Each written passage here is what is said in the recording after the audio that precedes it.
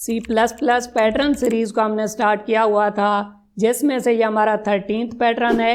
और अगर आपने मेरी प्रीवियस वीडियोस को नहीं देखा तो प्लेलिस्ट का लिंक आपको डिस्क्रिप्शन के अंदर मिल जाएगा, आप चेकआउट कर सकते हैं।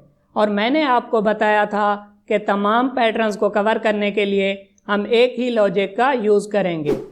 हर पैटर्न को कवर करने के लिए हम क्या करते हैं, 4 स्टेप्स का यूज़ करते हैं, जिसमें से हमारे पास फर्स्ट स्टेप क्या होता है कि हमने पैटर्न को लिखना होता है टेबुलर फॉर्म में। ओके हो गया। तो मैंने यहाँ पे पैटर्न को लिख दिया एक टेबल की फॉर्म में। उसके बाद हमने टेबल के अंदर देखना होता है कि इसके अंदर कितनी रोज़ हैं एंड कितने कॉलम्स हैं।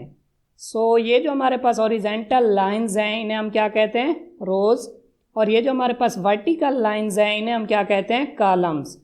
इस टेबल के अंदर आप देख सकते हैं कि कितनी रोज़ हैं, 1 से लेकर 5 तक। इसी तरह अगर हम यहाँ पे कॉलम्स को देखें तो कितने कॉलम्स हैं, 1 से लेकर 5 तक। हमेशा की तरह हम क्या करेंगे, रोज़ एंड कॉलम्स को देखते हुए नेस्टेड लूप का यूज़ करेंगे। अस्सलाम वालेकुम फ्रेंड्स, वेलकम टू टेक्निकल अमार। मैं क्या करता हूँ, यहाँ पे 2 वेरिएबल्स बना लेता हूँ आई एंड जे के नाम से, जिन्हें हम यूज़ करेंगे नेस्टेड लूप के अंदर। उसके बाद मैं क्या करता हूँ, यहाँ पे आउटर लूप को स्टार्ट करता हूँ और हम क्या करेंगे, आई की वैल्यू को स्टार्ट करेंगे 1 से, आई लेस आर इक्वल टू 5, क्योंकि हमारे पास कितनी रोज़ थी, 5 रोज़ थी। ये आउटर लूप किसके लिए होगा, रोज़ के लिए होगा। उसके बाद मैं क्या करता हूँ, आई की वैल्यू को इंक्रीज़ करता हूँ और हम क्या करते हैं, इस लूप की बॉडी बना लेते हैं। इस लूप की बॉडी के अंदर हम क्या करेंगे, इनर लूप का यूज़ करेंगे, जो कि होगा कॉलम्स के लिए। तो मैं क्या करता हूँ, यहाँ पे इनर लूप को स्टार्ट करता हूँ। जे की वैल्यू को हम स्टार्ट करेंगे 1 से, जे लेस आर इक्वल टू 5, क्योंकि हमारे पास कितने कॉलम्स थे, 5 कॉलम्स थे। उसके बाद मैं क्या करता हूँ, जे की वैल्यू को इंक्रीज़ करता हूँ और इस लूप की भी हम बॉडी बना लेते हैं। इस लूप की बॉडी के अंदर हमने क्या करना होगा, पोजीशंस का डिसीजन लेना होगा कि किस पोजीशन पे हम अल्फ़ाबेट्स को प्रिंट करवाना चाहते हैं। फॉर एग्जांपल अगर मैं वापस आऊँ टेबल की तरफ, इस टेबल के अंदर आप देख सकते हैं कि हमारे पास 25 पोजीशंस हैं। किसी पोजीशन पे तो हमने अल्फ़ाबेट्स को प्रिंट कराया हुआ है और किसी पोजीशन को हमने यहाँ पे एम्प्टी रखा हुआ है। फॉर एग्जांपल अगर हम फर्स्ट रो को देखें, यानी कि आई की वैल्यू 1 के लिए कौन कौन से कॉलम्स हैं या फिर जे की कौन कौन सी वैल्यूज़ हैं जहाँ पे हम अल्फ़ाबेट्स को प्रिंट करवाना चाहते हैं। जे की वैल्यू अगर 1 है तो यहाँ पे हम अल्फ़ाबेट को प्रिंट कराना चाहते हैं। जे की वैल्यू 2 पे हम यहाँ पे अल्फ़ाबेट को प्रिंट नहीं कराना चाहते, 3 पे, 4 पे एंड 5 पे भी हम यहाँ पे अल्फ़ाबेट्स को प्रिंट नहीं करवाना चाहते। अगर आई की वैल्यू 1 है, यानी कि फर्स्ट रो है, तो यहाँ पे जस्ट एक ही कॉलम है 1 वाला जहाँ पे हम अल्फ़ाबेट को प्रिंट करवाना चाहते हैं। इसी तरह अगर आई की वैल्यू 2 है तो जे की कौन कौन सी वैल्यूज़ हैं, 1 भी है एंड 2 भी है जहाँ पे हम अल्फ़ाबेट्स को प्रिंट करवाना चाहते हैं। 3, 4 एंड 5 पे यहाँ पे हम अल्फ़ाबेट्स को प्रिंट नहीं करवाना चाहते। हम क्या करेंगे, पोजीशंस का डिसीजन लेंगे आई एंड जे की वैल्यू को देखते हुए। पोजीशन के डिसीजन के लिए हम क्या करेंगे, यहाँ पे लगाएंगे एक कंडीशन। अगर ये वाली कंडीशन ट्रू रहेगी तो हम क्या करेंगे, अल्फ़ाबेट्स को प्रिंट करवाएंगे। फर्स्ट ऑफ ऑल मैं क्या करता हूँ, यहाँ पे एक स्टार को प्रिंट करा देता हूँ। उसके बाद हम क्या करेंगे, इसे अल्फ़ाबेट्स में कन्वर्ट कर देंगे। और अगर ये वाली कंडीशन फॉल्स हो जाएगी तो हम एल्स में आएंगे और यहाँ पे हम क्या करेंगे, एम्प्टी स्पेस को प्रिंट करा देंगे। इसका मतलब ये हुआ कि हमने क्या करना है, ये वाली कंडीशन फाइंड आउट करनी है जहाँ पे हम अल्फ़ाबेट्स को प्रिंट करवाना चाहते हैं। इस कंडीशन को फाइंड आउट करने के लिए हम क्या करेंगे, स्टेप 2, 3 एंड 4 का यूज़ करेंगे। स्टेप 2 इंतहाई सिंपल है, जिसके अंदर हमने ये देखना है कि आई की एक वैल्यू के लिए जे की कौन कौन सी वैल्यूज़ हैं जहाँ पे हम अल्फ़ाबेट्स को प्रिंट करवाना चाहते हैं। अगर हम वापस आए टेबल के अंदर तो आप यहाँ पे देख सकते हैं कि अगर आई की वैल्यू 1 है तो जे की एक ही वैल्यू है 1 जहाँ पे हम अल्फ़ाबेट को प्रिंट कराना चाहते हैं। 2, 3, 4 एंड 5 पे हम अल्फ़ाबेट्स को प्रिंट नहीं करवाना चाहते। स्टेप 2 के अंदर हम लिखेंगे कि अगर आई की वैल्यू 1 है तो जे की एक ही वैल्यू है 1 जहाँ पे हम अल्फ़ाबेट्स को प्रिंट करवाना चाहते हैं। उसके बाद अगर आप यहाँ पे देखें आई की वैल्यू 2 के लिए, तो यहाँ पे अगर आई की वैल्यू 2 है तो जे की कौन सी वैल्यूज़ हैं, 1 एंड 2 जहाँ पे हम अल्फ़ाबेट्स को प्रिंट करवाना चाहते हैं। 3, 4 एंड 5 पे हम अल्फ़ाबेट्स को प्रिंट नहीं करवाना चाहते। तो हम क्या करेंगे, यहाँ पे लिखेंगे कि अगर आई की वैल्यू 2 है तो जे की कौन सी वैल्यूज़ हैं, 1 एंड 2। इसी तरह अगर आई की वैल्यू 3 है तो जे की कौन कौन सी वैल्यूज़ हैं यहाँ पे 1, 2 एंड 3। तो हम यहाँ पे लिखेंगे 1, 2 एंड 3। इसी तरह अगर ए की वैल्यू 4 है तो जे की कौन सी वैल्यूज़ हैं 1, 2, 3 एंड 4। और अगर ए की वैल्यू 5 है तो जे की कौन सी वैल्यूज़ हैं 1, 2, 3, 4 एंड 5। उसके बाद हम आएंगे स्टेप 3 के अंदर। स्टेप 3 के अंदर हमने क्या करना होगा, स्टेप 2 को जनरलाइज करके रिलेशनल ऑपरेटर की मदद से लिखना होगा, क्योंकि कंडीशन के अंदर तो हम एक रिलेशन को ही यूज़ करेंगे। सो फॉर एग्जांपल स्टेप 2 के अंदर अगर आई की वैल्यू 3 है तो जे की कौन सी वैल्यूज़ हैं 1, 2 एंड 3, यानी कि 3 तो है उससे लेस भी है। तो हम यहाँ पे लिखेंगे कि अगर आई की वैल्यू 3 है तो जे क्या होगा, लेस आर इक्वल टू 3। इसी तरह अगर आई की वैल्यू 4 है तो जे की वैल्यूज़ क्या हैं 1, 2, 3 एंड 4, यानी कि 4 है और उससे लेस भी है। तो हम यहाँ पे लिखेंगे j less or equal to 4। इसी तरह 5 के लिए j less or equal to 5, 2 के लिए j less or equal to 2 and यहाँ पे अगर आई की वैल्यू 1 है तो जे की एक ही वैल्यू है 1।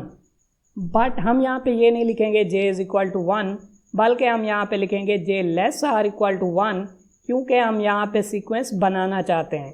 आप यहाँ पे देख सकते हैं कि आई की हर वैल्यू के लिए हमने लिखा j less or equal to, तो यहाँ पे भी हम लिखेंगे j less or equal to 1। उसके बाद हम आएंगे स्टेप 4 के अंदर, जहाँ पे हमने फाइनल कंडीशन को बनाना होगा। सो स्टेप 4 के अंदर हम क्या करेंगे, आई एंड जे का एक ऐसा रिलेशन बनाएंगे जो कि स्टेप 3 को सेटिस्फाई करेगा। सो स्टेप 3 के अंदर आप देख सकते हैं कि आई की हर वैल्यू के लिए हमने लिखा j less or equal to, तो हम यहाँ पे लिख देंगे j less or equal to. Right side पे मैं ऐसा क्या लिखूं जो कि स्टेप 3 को सेटिस्फाई करे। आप यहाँ पे देख सकते हैं कि अगर आई की वैल्यू 1 है तो हमने यहाँ पे लिखा हुआ है जे लेस आर इक्वल टू 1। अगर आई की वैल्यू 2 है तो हमने लिखा हुआ है जे लेस आर इक्वल टू 2। अगर आई की वैल्यू 3 है तो हमने लिखा हुआ है जे लेस आर इक्वल टू 3। इसका मतलब ये हुआ कि राइट साइड पे हमेशा क्या हो रहा है, आई की वैल्यू ही आ रही है। तो हम क्या करेंगे, यहाँ पे लिख देंगे आई। अगर आई की वैल्यू 1 होगी तो ये बन जाएगा जे लेस आर इक्वल टू 1, 2 होगी तो बन जाएगा जे लेस आर इक्वल टू 2। सो इसका मतलब ये हुआ कि ये हमारी फाइनल कंडीशन है, यानी कि इन्हीं पोजीशंस पे हम क्या करना चाहते हैं, अल्फ़ाबेट्स को प्रिंट करवाना चाहते हैं। सो आप क्या करें, वीडियो को फटाफट से लाइक कर दें और हम चलते हैं डेव C++ पे और इसे देखते हैं प्रैक्टिकली। सो हमने कंडीशंस को फाइंड आउट कर लिया जो कि थी जे लेस आर इक्वल टू आई। अब अगर मैं इसे ड्राई एंड रन करूं तो फर्स्ट टाइम क्या होगा, आई की वैल्यू होगी 1, 1 less or equal to 5, condition true हो जाएगी। यहाँ पे आई की वैल्यू क्या होगी 1, यानी कि फर्स्ट रो। एक ही रो के अंदर हमारे पास कितने कॉलम्स होंगे, 5 कॉलम्स होंगे। तो ये वाला लूप 5 टाइम चलेगा। ओके हो गया। सो जे की वैल्यू 1 होगी, 1 less or equal to 5, condition true हो जाएगी। सो जे की वैल्यू 1 के लिए हम क्या करेंगे, यहाँ पे इस कंडीशन को चेक करेंगे। अगर ये ट्रू होगी तो हम यहाँ पे स्टार को प्रिंट कराएंगे, वरना यहाँ पे एम्प्टी स्पेस को प्रिंट करा देंगे। उसके बाद क्या होगा, जे की वैल्यू इंक्रीज होकर 2 हो जाएगी, 2 less or equal to 5, condition true हो जाएगी। तो जे की वैल्यू 2 के लिए भी हम क्या करेंगे, इस कंडीशन को चेक करेंगे। इसी तरह क्या होगा, ये वाला लूप 5 टाइम चलेगा। ओके हो गया। उसके बाद जब ये लूप 5 टाइम चल जाएगा तो लूप ब्रेक हो जाएगा और हम लूप के बाहर आ जाएंगे। जब हम लूप के बाहर आएंगे तो यहाँ पे एक रो कंप्लीट हो जाएगी। सो हम क्या करेंगे, यहाँ पे लाइन को एंड कर देंगे, क्योंकि हम चाहते हैं कि नेक्स्ट रो नेक्स्ट लाइन के अंदर आए। ओके हो गया। सो उसके बाद क्या होगा, आई की वैल्यू इंक्रीज होकर 2 हो जाएगी, यानी कि सेकेंड रो स्टार्ट होगी। तो सेकेंड रो के लिए भी क्या होगा, ये वाला प्रोसेस रिपीट होगा। अब अगर मैं इसे कंपाइल एंड रन करूँ सो आप यहाँ पे देख सकते हैं कि सेम उसी तरह का पैटर्न हमें देखने को मिल रहा है जो कि हम बनाना चाहते थे, बट हमने यहाँ पे स्टार्स को यूज़ किया हुआ है। हालांकि हमने क्या करना था, यहाँ पे अल्फ़ाबेट्स को यूज़ करना था। बट एक चीज़ आप यहाँ पे गौर से देखें कि हमने उन्हीं पोजीशंस पे स्टार को प्रिंट कराया हुआ है जिन पोजीशंस पे हम अल्फ़ाबेट्स को प्रिंट करवाना चाहते थे। सो इसका मतलब ये हुआ कि हमने जस्ट क्या करना है, यहाँ पे स्टार्स की बजाय अल्फ़ाबेट्स को प्रिंट करवाना है। सो हमने क्या करना था, दरअसल ये वाला पैटर्न यहाँ पे बनाना था। पोजीशंस की आपने यहाँ पे टेंशन नहीं लेनी, जस्ट हमने क्या करना है, स्टार्स की बजाय यहाँ पे अल्फ़ाबेट्स को या आप कह सकते हैं कि कैरेक्टर्स को प्रिंट करवाना है। फर्स्ट रो के अंदर हमने यहाँ पे प्रिंट कराना है कैपिटल A, सेकेंड रो के अंदर B and B, third row के अंदर C, एंड फोर्थ रो के अंदर हमने क्या करना है, यहाँ पे डी को प्रिंट कराना है, एंड फिफ्थ रो के अंदर यहाँ पे हमने ई को प्रिंट कराना है। सो आप कह सकते हैं कि हमने क्या करना है, कैरेक्टर्स को प्रिंट करवाना है। इसी तरह अगर हम ये वाला कैरेक्टर वाला पैटर्न बनाना चाहते हैं तो ये हमारे लिए थोड़ा सा मुश्किल हो जाएगा, बट अगर हम यहाँ पे ASCII टेबल को यूज़ करें और इन कैरेक्टर्स की बजाय यहाँ पे डेसिमल वैल्यूज़ को यूज़ करें तो ये वाला पैटर्न हम इजीली बना सकते हैं। सो ये क्या है, हमारे पास ASCII टेबल है, या फिर आप कह सकते हैं कि ASCII चार्ट है। आप गूगल में आके लिखेंगे ASCII टेबल इन C++, तो ये वाला टेबल आपको देखने को मिल जाएगा। इसका लिंक भी मैं आपको डिस्क्रिप्शन के अंदर दे दूंगा। सो कैपिटल A के लिए आप देख सकते हैं कि यहाँ पे डेसिमल वैल्यू क्या है 65, B के लिए 66, C के लिए 67, D के लिए 68 एंड E के लिए 69। सो हम क्या करेंगे, इन कैरेक्टर्स की बजाय इनकी डेसिमल वैल्यूज़ को यूज़ करेंगे। ओके हो गया। उसके बाद हम क्या करेंगे, इसे वापस कन्वर्ट कर देंगे कैरेक्टर्स में टाइप कास्टिंग के ज़रिए। सो आप यहाँ पे देख सकते हैं कि मैंने कैरेक्टर्स की बजाय यहाँ पे डेसिमल वाला पैटर्न यहाँ पे बनाया हुआ है। सो अगर आप यहाँ पे ये वाला डेसिमल वाला पैटर्न बना लेते हैं तो ये वाला पैटर्न हम इजीली बना सकते हैं। सो मैंने क्या किया, यहाँ पे कैपिटल A की जगह पे लिखा 65, B की जगह पे 66, C के लिए 67, D के लिए 68 एंड E के लिए 69। सो फर्स्ट टाइम हम यहाँ पे बनाना चाहते हैं 65। सो जब हमारे पास फर्स्ट रो होगी तो उसके अंदर 5 कॉलम्स होंगे, 1 2 3 4 5। सो यहाँ पे ये वाली जो पोजीशंस है, यहाँ पे I की वैल्यू होगी 1 एंड J की वैल्यू भी होगी 1। ओके हो गया। सो अगर मैं यहाँ पे लिख दूँ 64 प्लस, यहाँ पे अगर मैं लिखता हूँ I तो क्या होगा, फर्स्ट टाइम I की वैल्यू 1 होगी तो यहाँ पे बन जाएगा 65। और अगर यहाँ पे मैं J लिख देता हूँ तब भी यहाँ पे फर्स्ट टाइम क्या होगा, J की वैल्यू 1 होगी तो यहाँ पे बन जाएगा 65। बट आप यहाँ पे देख सकते हैं कि फर्स्ट टाइम अगर यहाँ पे मैं J लिखूँ, ठीक है, तो यहाँ पे क्या होगा, J की वैल्यू फर्स्ट टाइम 1 होगी तो यहाँ पे ये बन जाएगा 65। और 2 3 4 एंड 5 पे हमने कुछ भी प्रिंट नहीं कराना, तो सेकेंड रो जब स्टार्ट होगी तो J की वैल्यू होगी 1 तो ये बन जाएगा 64 प्लस 1 65। हालांकि हम यहाँ पे बनाना चाहते हैं 66। बट अगर यहाँ पे मैं I की वैल्यू को यूज़ करूँ J की बजाय, अगर यहाँ पे मैं लिखूँ 64 प्लस I तो क्या होगा, फर्स्ट रो के लिए यहाँ पे I की वैल्यू 1 होगी तो बनेगा 65। उसके बाद सेकेंड रो के लिए I की वैल्यू क्या होगी 2, तो सेकेंड रो के लिए जब I की वैल्यू 2 होगी तो यहाँ पे बनेगा 66। और सेकेंड कॉलम के लिए, ठीक है, सेकेंड रो सेकेंड कॉलम, यहाँ पे भी हमने नंबर को प्रिंट कराना है तो यहाँ पे I की वैल्यू तो सेम ही होगी सेकेंड रो के अंदर 2, तो दोबारा 64 प्लस 2 बन जाएगा 66। ठीक है, सेकेंड रो के अंदर थर्ड कॉलम पे हमने कुछ भी प्रिंट नहीं कराना, फोर्थ पे भी नहीं, फिफ्थ पे भी नहीं। ओके हो गया। इसी तरह जब थर्ड रो यहाँ पे स्टार्ट होगी तो क्या होगा, I की वैल्यू क्या होगी 3, तो यहाँ पे 64 प्लस 3 यहाँ पे बन जाएगा 67। ठीक है, सेकंड कॉलम के लिए भी I की वैल्यू तो सेम ही होगी ना 3, तो ये बन जाएगा 67। इसी तरह यहाँ पे भी 67। फोर्थ एंड फिफ्थ कॉलम पे हमने कुछ भी प्रिंट नहीं कराना।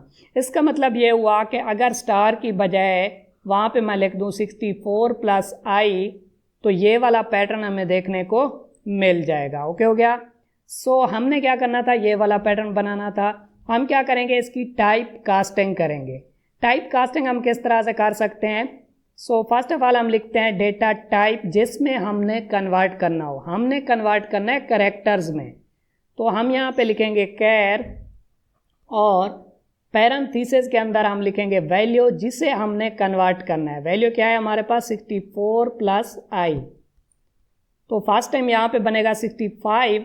ठीक है, तो 65 यहाँ पे कन्वर्ट हो जाएगा कैरेक्टर में, और हमें पता है कि इसकी कैरेक्टर वैल्यू 65 की क्या है, कैपिटल A, तो यहाँ पे कैपिटल A प्रिंट हो जाएगा। इसी तरह सेकंड रो के अंदर ये बनेगा 66 और वो कन्वर्ट होगा कैरेक्टर में, तो उसकी कैरेक्टर वैल्यू है कैपिटल B, तो यहाँ पे कैपिटल B प्रिंट होगा।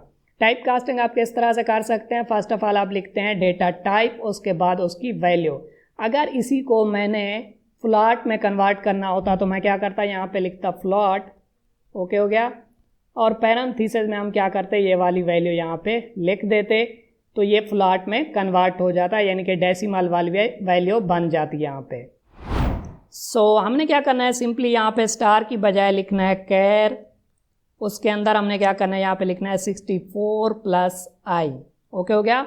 सो फर्स्ट रो के लिए क्या होगा, यहाँ पे 64 + 1 65 बनेगा, फिर वो कन्वर्ट हो जाएगा कैरेक्टर में, तो 65 की कैरेक्टर वैल्यू क्या है, कैपिटल A। इसी तरह सेकंड रो के लिए 66 बनेगा और उसकी character value capital B print होगी। इसी तरह थर्ड रो के लिए 67, उसकी कैरेक्टर वैल्यू C होगी। इसी तरह क्या होगा, D एंड E भी होगा फोर्थ एंड फिफ्थ रो के लिए। अब अगर मैं इसे कंपाइल एंड रन करूं, सो अब आप यहाँ पे देख सकते हैं कि सेम उसी तरह का अल्फ़ाबेट पैटर्न हमें देखने को मिल रहा है जो कि हम बनाना चाहते थे।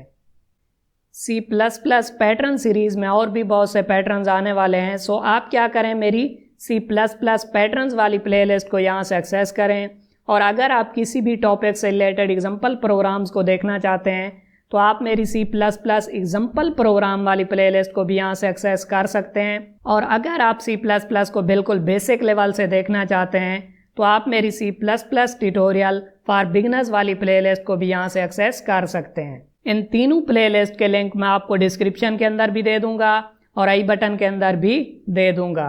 वीडियो अच्छी लगी हो तो वीडियो को लाइक करें और चैनल को सब्सक्राइब करें। Thank you.